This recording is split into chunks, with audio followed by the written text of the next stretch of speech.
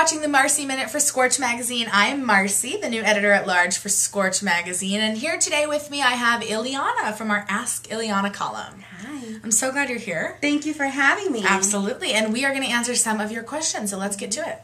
Alrighty. Okay. Our question comes from Gina in Miami. I have been married for 2 years and have been with my husband for 6 years. I love him very much, but recently started having feelings for my assistant. I have pondered the idea of an affair. Is it okay to feel what I'm feeling? I have never had romantic feelings like this while being married.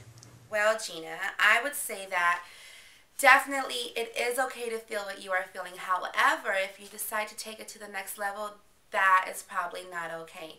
I think that as human beings, we have the tendency to start to feel a connection with other people, especially when you work with somebody so close in contact. Also, what do you have to lose? Is it something that you feel you were rushed into marriage? A lot of times we feel, I think, that we get comfortable in our relationships. Yeah, like, it depends also, I think, on, did you marry the right person? Were you married too young? Did you get married for other reasons? Like, maybe sometimes people get married because they had a kid together, or, their parents said, oh, we know you guys are whatever, you guys need to get married. I think that's part of it. So there's something called the 80-20 rule, and that no matter what, no one person is going to satisfy 100% of your needs. So if you go looking for that 20%, you end up with 20%. Right. Are you just searching for that extra 20%? And if so, then maybe you guys can sit down and have a conversation and find out how to meet halfway so that you can fill that. Definitely something to think about, Gina, and definitely weigh very heavily the different pros and cons of each, doing it and not doing it. Yes, very important. Our next question comes from Melissa in Los Angeles. I grew up in an area what some might call the ghetto or project, so drugs and alcohol were the norm. I recently found out my son has started smoking marijuana, and I reprimanded him. His response was, "You used to do it, so why can't I?" I had no idea what to respond and sent him to his room. I don't want my child doing drugs. What is the correct way to handle this situation? So, you say you grew up in a low income or the ghetto or projects, as someone call. I'm not sure if you meant drugs and alcohol were available more than they are in the suburbs. They were available in the rich areas too. They are available widely everywhere, and I don't think that it is the norms to do drugs and alcohol simply because you live in a low-income housing. But you are right, your child probably shouldn't be doing drugs. In the event that they do come back at you with that, well, you did it, why can't I? The point is, you cannot, you should not. And if they do, they probably shouldn't have the audacity to talk to you that way or let you know. Reprimanding him, I would say, is probably not the best way to handle it. I would probably just speak to him about it and let him know what can happen. And part of it, I think, too, is that he is 15 years old. He lives in your house. There's no reason that you can't go to CVS, your local drugstore, and buy a $15 at-home drug test kit. I think that's a great way for parents to keep their kids under control, even though it may seem a little bit harsh. The test doesn't lie. So that's something I would do. It's not a punishment. It's just once a week you're going to do this test, and you get to go out on the weekend if you pass, and you don't if you don't. I don't think there's an easy answer. I think that maybe you need to open up the communication level and maybe just talk to your son. Maybe that's what he needs, is for you to just conversate with him and let him know that, no, you don't think it's okay. Also, I think finding out through communicating, why are you doing it?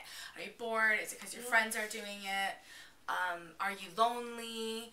And often even smoking marijuana and those things can cause you to be bored and lonely and depressed. So I think finding out the reason and possibly just helping him through that. You touched on a great point, and that was that drugs can make you have other reactions like depression and feeling lonely. And I think a lot of times you don't know what's causing it. Like, it's a dual diagnosis type of situation where, are you self-medicating on drugs because you're feeling this, or are you feeling this because of drugs? So maybe seeking a therapist might be another option for you. All right, Melissa, thank you. Hope we answered your question. Our next question comes from Shamiko in Brooklyn, and she writes, "You always sound so proud to be plus-sized in your articles and when you answer questions, which I think is great.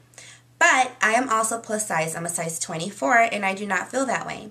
I try to dress nice and do my hair in different styles, but all I see is a fat girl with expensive clothing. How can I be more comfortable in my skin and love myself like you do?" Okay. I I think that loving yourself is a process. I can't say that I was always happy in my skin.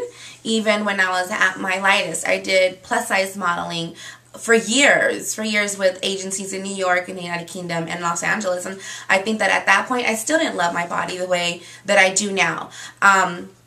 And I can't say I actually love my body. I'm comfortable in my skin. I think that a lot of times we need to look inside of us. Wouldn't you agree? To find what we value in ourselves. Yeah. I think that you're more than just fat and you're more than just clothes. So you're about what you think, what you put into your body. So I know that when I eat Kentucky Fried Chicken for lunch, I feel like crap. And that helps me hate my body. So I feel better about myself, even if it's subconsciously, even if I don't leave Subway feeling like, oh, I love my body. You know what? I don't feel so bad about my body because I know that I did something good for it. It's the same thing with dressing. Like, you can wear something from Target, you can wear something, you know, whatever, from Nordstrom. But if you don't feel good, it doesn't matter how expensive it is. The fact that you're size 24, honey, you can be a size 2 or a 4 and still not be comfortable in your skin. No matter what kind of Versace dress you have on, or like you said, Target. It has to do with your insides. You have to learn to love yourself and value yourself for whatever you have going on. It is also, what am I doing to feel good about myself? Because we can say, oh, I'm chubby, or I feel bad about my weight this week. But if you're still eating the same things, you're eating unhealthy, you're not exercising, you're not, you know, emotionally doing, you know, things like talking to your friends or being social, you're going to feel like crap. If you aren't comfortable being a size 24, then try to do one little thing a day. Even affirmations. I mean, in the morning, you are a wonderful person and you need to acknowledge that. So in the morning, even saying affirmations, every morning I know that I wake up and I say, you know, today I'm going to do such and such, which is positive, and I am a beautiful individual and I am going to respect myself and my body. But like you said, you have to respect yourself from the inside first in order for the beauty to come out. Okay, Shamika, thank you for your question. Well, that was the Marcy Minute for Scorch Magazine with Illeanna. We're going to do this again. We will. This was fun. It was lots of fun. It's like The View. It's the SKiew. It's the SKiew. I like the SKiew. For Scorch Magazine. Sounds good. See you guys next time.